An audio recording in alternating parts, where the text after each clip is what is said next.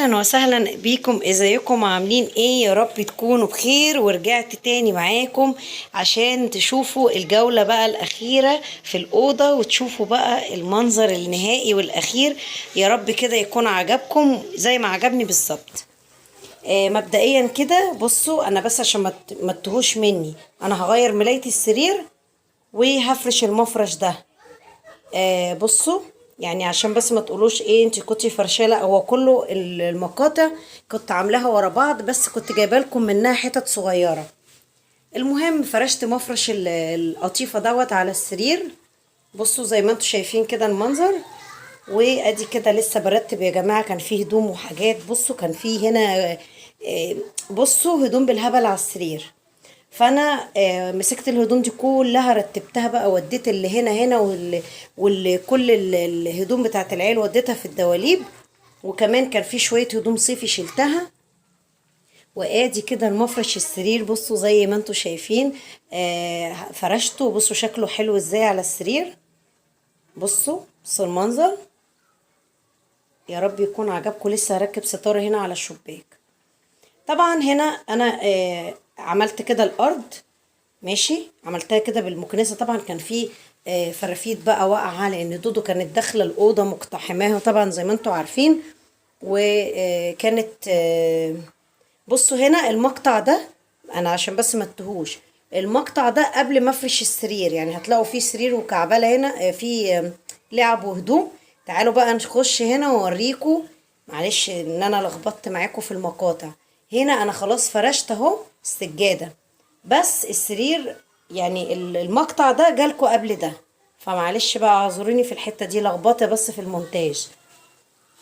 بصوا الدولاب انا صورت لكم كده حته منه، بس انا لسه هجيبه لكم بالتفصيل واوريكم الغسيل قد ايه والحاجات اللي انا مطحونه فيها، غير كميه اللعب. بصوا هنا انا رصيت الدولاب اهو. بصوا شكله طبعا فيه الباقي كله في الغسيل، مش هما دول بس. عايزه اقول لكم انا عندي كميه غسيل، يعني بصوا ما اقولكوش. بصوا الدواليب فاضيه ازاي من كتر ما احنا الايام اللي فاتت دي كنت انا مطحونه حرفيا. زي ما انتوا شفتوا كده كان بياض واوضه بتتظبط. بصوا السرير، بصوا الهدوم قد ايه. طبعا هنا انا ما كنتش شلت. هنا بقى انا فرشت ونمنا على السرير، وده تاني يوم. يعني انا بس عشان بوريكم عشان ما تتوهوش. هنا كده تاني يوم. ادي المفرش اهو. ماشي، عشان بس ما تقولوش ايه اللي حصل وايه ده. هنا بصوا انا فرشت المفرش دوت عادي كان معاكم. بس انا يعني طبعا ما قدرتش بقى اكمل، فبكمل تاني يوم، بفصل لحد كده وبعدين بكمل تاني يوم. هنا بقى تاني يوم عدلت بقى الحاجات كده مطرح ما كنا نايمين. وهظبط بقى السرير. طبعا ايه المفرش اللي على السرير ده ليه خدديات وليه مخدة وحاجات، بس انا مكنتش بصراحة يعني فرشاها. بصوا اهو كده انا حاولت ان انا اعمله كده يبقى شكله حلو على السرير. طبعا هو ليه زي ما قلت لكم اكياس مخده، بس انا كنت فرشه المفرش ده. قلت يعني ايه شويه واغير طبعا واكمل بقيه الطقم بتاعه. هنا بقى الستاره كنت ركبتها. بصوا اهو طلعت كده حطيتها اهي فوق دي. بصوا هي ما حدش يقول لي الستاره صغيره. بصوا انا الستاره ديت كانت هي اللي عندي، يعني الحته الصغيره دي هي اللي عندي، ما كانش عندي اللي هي عريضه. فانا رحت قلت يعني استغلها مؤقت حتى لحد ما ابقى اجيب واحده يعني. بس عايزه اقول لكم ان هي غاليه جدا وخامتها نظيفه جدا. فعشان كده ما كانش قدامي حل دلوقتي غير ان انا يعني ايه انجز بيها وخلاص، مش مهم مؤقت دلوقتي، وبعدين ابقى اجيب واحده تانية. المهم كده لميت السجاد كده بالمكنسه بالكهرباء زي ما انتوا شايفين. وقعدت كده اكنس الارض كلها، لان طبعا بعد ما بتخلصي بتلاقي برضو باقي كده فتافيت بقى مطرح دودو وحاجات بتقع مني وانا بروق بقى وبعمل الهدوم والحاجات دي. فقلت بقى عشان اخلص خالص كده يبقاش ورايا حاجه زي ما انتوا شايفين. بس الحمد لله كده. ده السلك بتاع التلفزيون، ما عنديش للأسف ان انا احطه في حتة غير المكان ده، فهو مضايقني شكله بصراحة. بس يعني معلش بقى مؤقت لحد لما اشوف له حل. وكمان الراجل لما جه قص منه فما بقاش اقدر اتحكم فيه مثلا ان انا اعلقه مثلا في السقف بمسمار ولا حاجة. المهم ان الاوضه بقت اوضه يا جماعه، اتغيرت خالص خالص 180 درجه اهو. بصوا زي ما انتوا شايفين كده. ظبطته، ظبطت السجاده وعملت هنا وخدت ورا الباب. بصوا ده سلك الكهرباء، المكنسه بالكهرباء اهو. بس خلاص كده انا كده خلصت، وهتشوفوا بقى الاوضه بقت عامله ازاي. هنا بس همسك المرايه. بصوا دودو، ده ايد دودو طبعا كانت قاعده تنخفس في الدولاب، انتوا عارفين طبعا ما بقدرش عليها. فانا عشان اخلص سبتها بصراحه، قلت مش مشكله عبال ما انا اخلص اخليها بقى ايه تلحوس الدنيا. فمسكت طبعا الدولاب كده زي ما انتوا شايفين، وقعدت بايديها بقى ايه، المرايه قصيره بالنسبه لها، فقعدت بقى ايه تعمل فيها. المهم ان انا ايه خدت البخاخ بتاعي العادي، مش جلانس ولا اي حاجة، وعملته. تعالوا بقى نشوف الجولة بعد ما خلصت. بصوا ادي فرشت السرير اهو. زي ما قلت لكم انا ما جبتش الطقم بتاع اللحاف، انا لسه حاطه الدفايه دي اللي هو مفرش السرير ده. بس انا عندي بقيه المخدات دي، بس انا شايلاها، قلت يعني ايه شويه كده، وما ده يتوسخ هحط اشيله واحط اللي هو التاني اهو. بوريكم ان انا حاطه الدفايه وحطيت اللحاف ده، حلو خفيف جدا وبيدفي، وكمان لايق مع الستاره ولايق مع الاوضه ولايق مع السرير، يعني كل حاجه مع الحيطه، تحس ان كل حاجه كده ماشيه مع بعض. بصوا الستاره دي خامتها جميله جدا جدا، عايزه اقول لكم المتر فيها بمبلغ وقدره. بصوا بصوا الخامه، انا ماسكاها لكم في ايدي اهي عامله ازاي، جميله جدا. المهم ادي، ودي الستاره بتاعتي اللي انا متجوزه بيها اهي، حطيتها كده بالشكل ده عشان تبقى زي بيزك كده من تحت، تبقى شكلها حلو. بصوا ادي بقى الكومودينو، شايفين انا هنا كنت بشحن الموبايل، ده الكومودينو. بص انا كنت قايله للنجار يشيل لي الرسمه دي، بس هو نسي طبعا، فمش مشكله.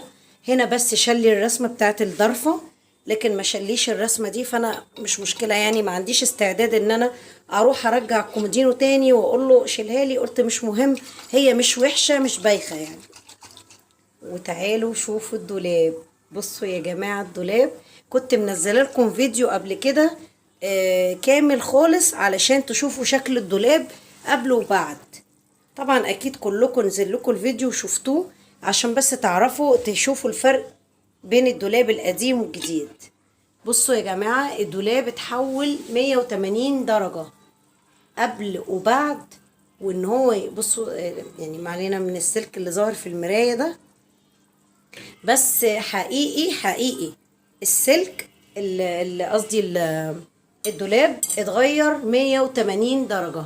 حطيت كده الضربيات دي فوق اللحاف ولا المفرش ده، الضربية دي حطيتها فوق، والهدوم هنا كلها تحت متعلقة. واستغليت الشنط بتاعتي كده، دي السجادة بتيجي معاها مفرش السرير اللي انا فرشاه، فانا قلت افرشها هنا في الارضية. بحب افرشها كده تحت الشنط عشان ما تتبهدلش، ورصيت الشنط بتاعتي في الارضية كده بالمنظر ده، تبقى خفيفة عليا كده من. اسفة بس معلش جالي تليفون. هنا تبقى سهلة عليا منين ما عاوز اي مثلا شنطة بسهولة جدا امد ايدي واجيبها، وتبقى كده سهلة عليا. بس ادي كده منظر الدولاب ده. بقى المراية اللي في النص، انا كده هنا بقفل اهو. تعالوا بقى نشوف المراية. بصوا المراية بتاعت الدولاب هنا، انا قلت اسلم عليكم. ادي المراية اهي بتاعت الدولاب اهي، واخدة طول الدولاب الضرفة كلها زي ما انتوا شايفين كده، ماشي. بصوا وهنا ادي الدولاب من جوه برضو نفس الكلام. هنا رصيت الهدوم، وطبعا الحاجات اللي هي الكوبايات دي انا حاطه فيها حاجات كده ميك اب، حطاه هنا بس عشان دودو، بس انتوا عارفين مدمره كل حاجه، فانا حطيت المكياج ده، هما مش كتير يعني، حطيتهم فوق كده بعيد عن ايديها بس. وادي الدولاب اهو، الضرفة دي هقفلها وهنروح للضرفة الأخيرة اللي هي جوه خالص. دي بقى بتاعة الفوق اسمها ايه، البطاطين واللحاف والحاجات دي. بس بما ان طبعا الحاجة كلها تقريبا اغلبيتها بره الدولاب، دي بقى الدباديب بقى اللي كان محمد بيجيبها لي بقى في المناسبات، وانا مخطوبة زمان. دي هي معايا لسه موجودة محتفظة بيها. ودي المخدات اللي هي برضو انا متجوزة بيها، هي كانت كمية كبيرة، ده غير اللي انا مطلعاه بره كمان. يعني بحطهم كده من تحت، والدولاب كده من فوق بالدباديب بالحاجات دي. وفي برضو كوفرتات، وفي دفايات، وفي مفارش محطوطة من جوه. ده منظر كده الدولاب زي ما انتوا شايفين. بصوا بقى المنظر كده من بعيد الأوضة، بصوا شايفين الشكل عامل ازاي. يا رب تكون عجبتكم، وتكونوا كده حسيتوا ان انا عملت كده اي شكل في الأوضة. تعالوا بقى، عشان ما عنديش فريدة للأسف خلصت، فعادي يعني نعرف نستغل الأمور ونعرف نتصرف. جبت السبلاش بتاعي ورشيت كده زي ما انتوا شايفين. الأوضة بحبها كده تبقى متعطرة وحلوة وجاهزة كده ان احنا نبقى شايفينها حلوة ومتنظمة وريحتها حلوة. رشيتها كده بالسبلاش وخلاص كده يعتبر انا خلصت.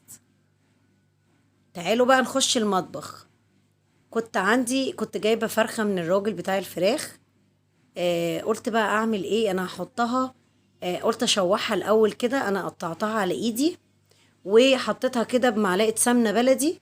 وقلت احطها كده في صينية في برام في الفرن، واعمل رز معمر والفراخ في قلبه. بتبقى اكلة حلوة وشاملة، ويلا كله كده مع بعض. واعمل جنبها صينية بطاطس. المهم يعني جبت بقى كده قلت يعني اصور لكم المقطع ده. كان عندي هنا كيلو لبن اهو لسه غلياه، وادي الرز مغسول متنقي ومغسول ومنقوع، ده كيلو اهو. ده اللي انا هستعمله. جبت صينيه البطاطس قطعتها كده وعليها بصله وطماطمايه صغنطوطه وملح وفلفل، وقلبتهم مع بعض كده وفصين توم بس كده. وهزود معلقه صلصه. بصراحه كنت مش قادره ان انا اطلع من الفريزر طماطم، فقلت مش مشكله معلقه صلصه وخلاص. مش لازم يعني تبقى طبيخ قوي، يعني تبقى بيضه شويه مش مشكله، عادي. المهم اهم حاجه طعمها. وفرشت الطماطم كده، الرز قصدي كده حطيت الفراخ في الأرضية والرز عليها. طبعا هي بتبقى حتة من الفراخ باين عادي مفيش مشكلة. لسه هحط لبن، ولازم احط كوبايتين مية على الأقل علشان تسوي الفراخ. طبعا انا كنت حاطة فلفل اسود مع الرز والملح بتاعه مظبطاه. بصوا وش اللبن بقى نازل ازاي وهو سخن كده اهو. كنت عايزة انزل بمقدار المية برضو، ما يكونش اللبن اكتر علشان خاطر الرز يستوي. لان اللي بيسوي الرز المية مش اللبن. المهم فحطيت كده حوالي مثلا 4 كوبايات لبن، وحطيت كوبايتين مية اهو. بصوا انا كمان بزود تاني اهو علشان بس اخلي ان بتاع ده الفراخ تبقى يعني جزء منها متغطي بس. وكده خلاص. وحطيت بقى السمنة بتاعتي كده زي ما انتوا شايفين. احطها كده في الصينية اهو كده. دوبت كده السمنة لان اللبن سخن، فكانت السمنة بتدوب معايا كده على طول اهو. وادي كمان صينية البطاطس. عايزه اقول لكم يا جماعه انا تعبت جدا في الفيديو ده، عايزه لايكات كتير قوي تشجيع منكم، وكمان تنزلوا في الكومنتات وتقولوا لي الف مبروك على الاوضه الجديده، وعقبالكم كلكم ان شاء الله.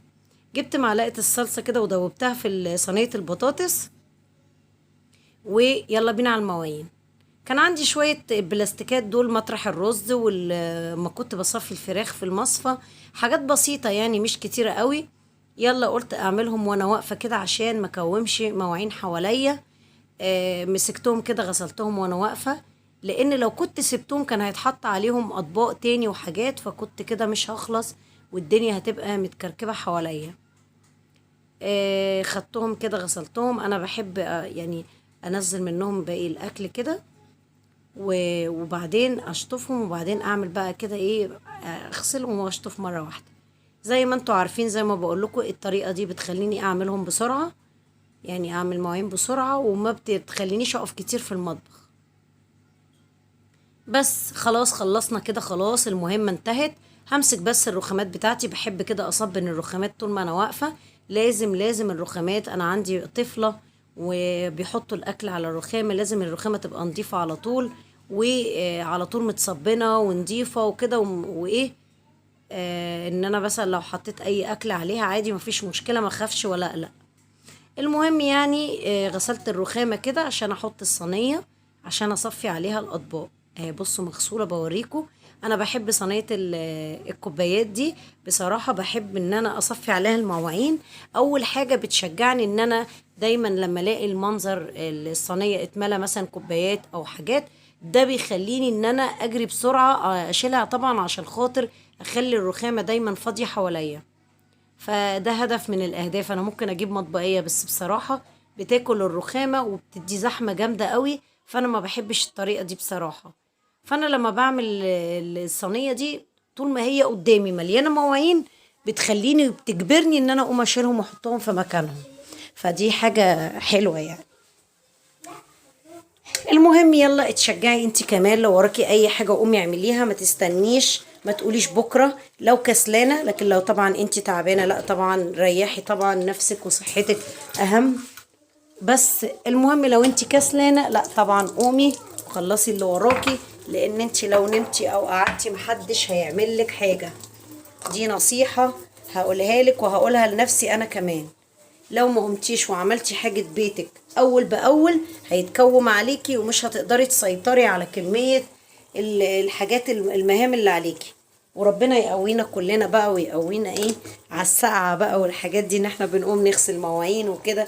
بس المية السخنة يعني موجودة، ولو ما عندكيش مية سخنة عادي يعني، مجرد ما بتقومي وتتحركي بتلاقي نفسك دفيتي، وربنا بقى بيقوينا. ف يعني حبيت اشجعك، لو وراكي اي حاجة قومي اعمليها. انا كلمتكم وقعدنا ندردش مع بعض، وخلصت الطبقين اللي كانوا ورايا اهو زي ما انتوا شايفين، والمطبخ بقى بيبرق حواليا. بصوا الجزء اللي هو بتاع المواعين ده خلصته اهو. فاضل برضو الجزء التاني، على فكرة انا لسه عاملاه ورصة فيه ازايز المية، عشان العيال بيقعدوا يشربوا مية كل شوية، فبخليلهم الازايز هنا جنب على الحوض يعني. فاضل بقى الفرشة بتاعتي الحلوة دي حبيبة قلبي، اللي انا بحبها في كل حاجة. بحب ادعك بيها الحنفية كده، بتخليها بتنور يا جماعة وبتبرق. يعني ممكن ناس تانية تقولك لا انا عندي الليفة احلى، لا دي جميلة جدا، بتخش كده في الاماكن الضيقة، فحلوة يعني. المهم همسك بقى الفرشة بتاعتي. عارفين الحتت اللي هي الرفيعة دي، اللي هي بتبقى بين الحوض والرخامة دي، بتتوسخ من المواعين وكده، فدايما على طول ايدك فيها. المهم هجيب بخاختي الحلوة دي برضو حبيبة قلبي، ما بقدرش استغنى عنها. برضو هجيب الحتة دي، المنطقة دي برضو كده، مع اني لسه عاملاها، بس طبعا مفيش مشكلة. هعمل ايه بقى؟ همسك الحتة دي برضو كده واصبنها زي ما صبنت الجزء اللي هناك اهو، زي ما انتوا شايفين كده. وهلمع برضو الرخامة بتاعتي كده بعد ما صبنتها، بنشفها كويس جدا. وبعدين بروح حاطه بقى حاجتي وانشف كده الحاجة حواليا، علشان ما تبقاش الحاجة بقى مليانة مية كده والحاجة متبهدلة. وبمسك الليفة بتاعتي بغسلها كويس جدا. كده كده انا هي بتبقى نظيفة على طول، لان انا ما بشطف المواعين الاول قبل ما اغسل المواعين، فالليفة بتبقى طبيعي نضيفة معايا فمش بتتبهدل. خلاص كده شطفت بقى ده المخلل ده ماما عاملهولي، لسه ما اكلتوش لان هو لسه ما استواش، فحطاه كده جنبي علشان نبقى ناكل بقى النهارده جنب الاكل كده يبقى حلو. لو استوى يعني هفتح عليه النهارده. بس خلصت كده كل حاجة، وكل برطمان بمسكه او اي حاجة بمسحها كويس جدا وبنشفها.